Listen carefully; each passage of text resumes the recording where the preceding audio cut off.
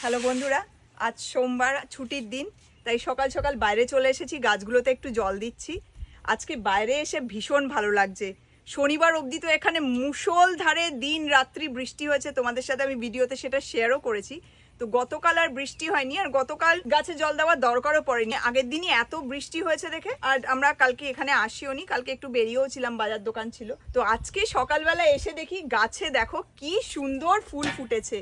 এই ফুলটা ফুটবে বলে আমরা কবের থেকে অপেক্ষায় রয়েছি, কারণ আমাদের বন্ধু এই গাছের বীজগুলো দিয়েছিল। তো আমরা জানতাম না যে কি ফুল হবে, ও নামটা বলেছিল কিন্তু খেয়াল নেই। তো দেখছি আজকে সকালে এসে ফুটে গেছে। রংটা কি সুন্দর আর একদম দেখতে জবা ফুলের মতো।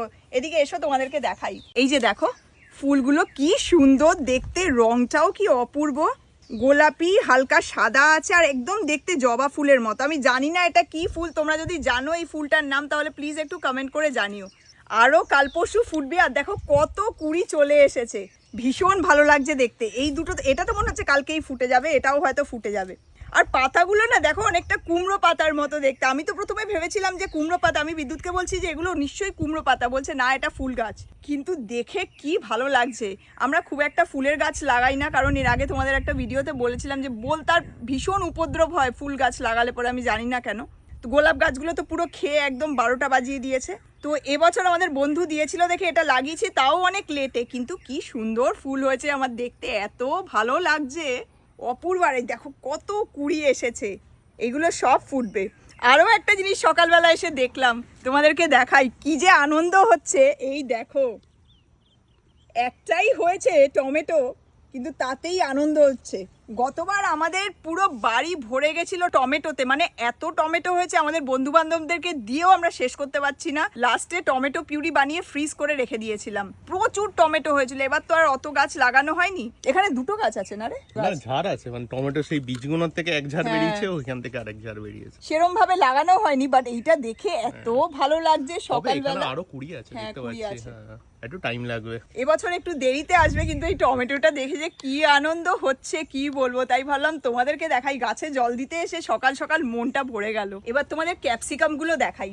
আমি বাইরে এসেছি, বাইরে আজকে প্রচন্ড গরম। আমাদের এখানে শুক্রবার অব্দি হিট অ্যালার্ট আছে। এখন 34 টেম্পারেচার, দেখো কটা বাজে, এখন 8টা মতো বাজে, চড়া রোদ, 34 টেম্পারেচার। তো যাই হোক, ক্যাপসিকাম গুলো দেখো কত বড় হয়ে গেছে, প্রচুর হয়েছে। এইখানেও আছে, এই যে এখানে দুটো হয়েছে, ওইদিকে আরো রয়েছে।